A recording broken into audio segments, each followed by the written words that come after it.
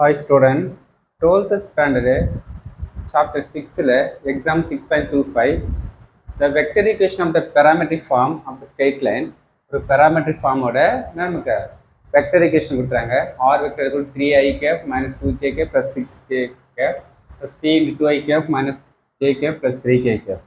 Find direction cosine, non-parametric on vector equation, Cartesian equation of the form கேட்குறாங்க. 3 question கேட்குறாங்க. சரி okay.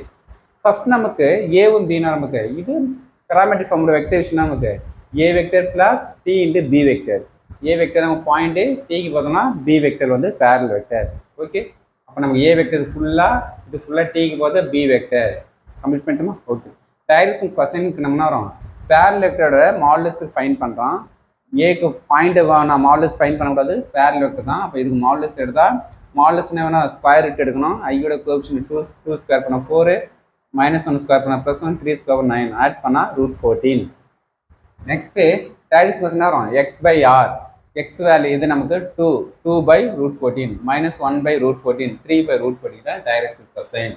Okay, next non parametric form vector expression. Non parametric form நமக்கு r - a cross b vector தான் non parametric form. Okay, r தெரியும், a தெரியும், b தெரியும். a vector 3i - 2j + 6k cross b vector b வெக்டருக்கு result find பண்ணிக்கு cross b vector நமக்கு 2i cap - j cap plus 3k cap equal to 0. இதுதான் b vector. இதான் நம்ம non parametric ஃபார்மோட வெக்டர் ஈக்குவேஷன்.